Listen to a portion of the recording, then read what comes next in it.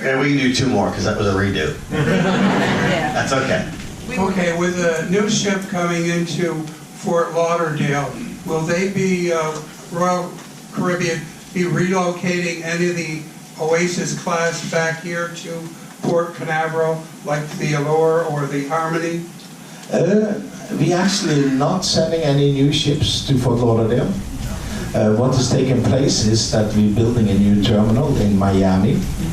Our new ship that comes out next year, Symphony of the Seas, will be sailing out of Miami. And we will also move Allure of the Seas down to Miami. Harmony of the Seas will, to my knowledge, be in Fort Lauderdale, and we will be in Port Canaveral. So that's what I know so far. There is some rumor that we may move after when we go to dry dock in 2019, that Harmony is coming up to Port Canaveral, but that's just rumors. I haven't had any confirmation on that. Yeah. On stage right, Captain. Here we go.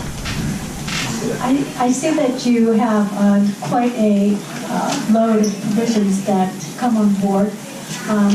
So do you get everything in Port Canaveral, or where do you get that? And do you keep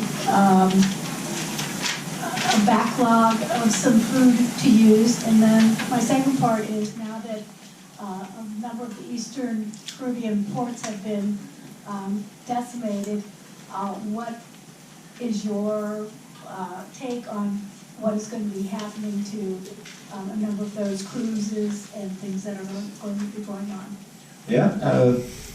So first of all, when it comes to food, food safety is very high priority. So the quality of and so on of the food that we bring on board, we have special people delivering it to us and to a warehouse in Florida, and then we get it on board in Port Canaveral.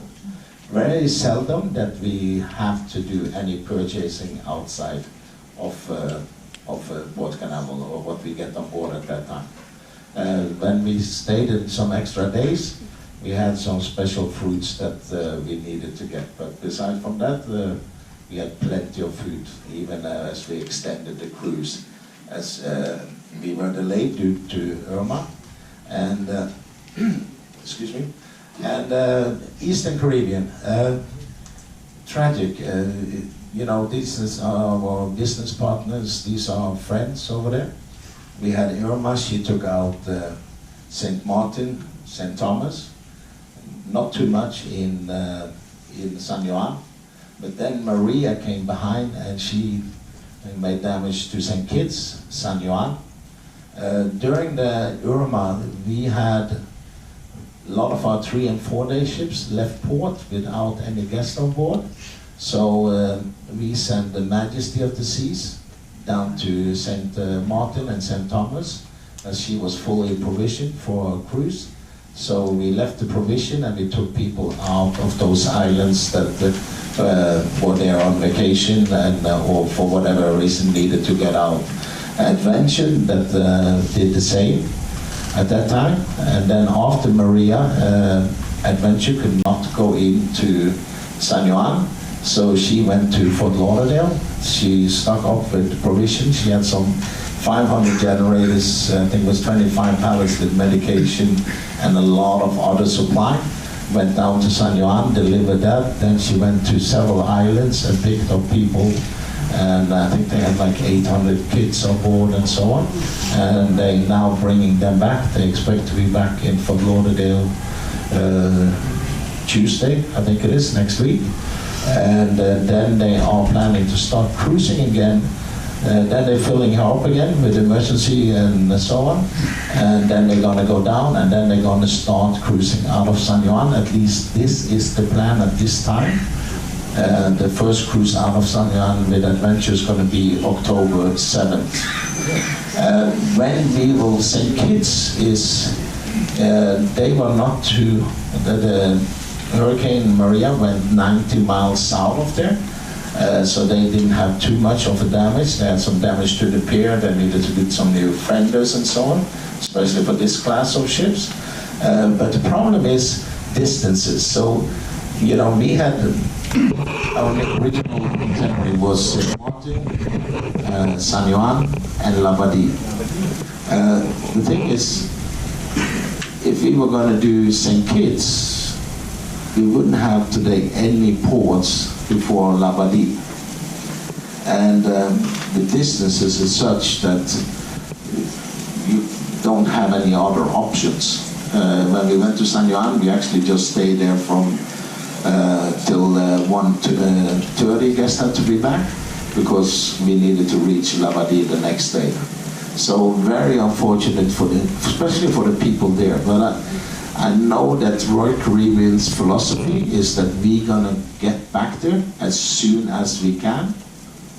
And the reason being, if we don't go back, there's nothing happening. They don't have the economics. We were criticized after the hurricane in Haiti some years back, and we went back to the place. And of course, every time we brought with us emergencies and so on, supplies for them. But also, if we hadn't gone back, a lot of people wouldn't be paid. And they would not have, you know, every time we come, we pay a lot of money. In Haiti, it's $12 per guest. So if we don't go back, the economic doesn't start working again. So it's very important from the company's view that we get back there and help them the best we can. And that is by going there, getting businesses up and running again, getting life back to normal. Even if the tours are a little bit different, then the landscape may be a little bit different, to put it that way. Yeah. So, but we're doing everything we can to help them. Yeah. That was the last one. Yes. And I get a little bit emotional, but it's a lot of friends over there. So, anyway, ladies and gentlemen, I hope you had a great time. Yeah.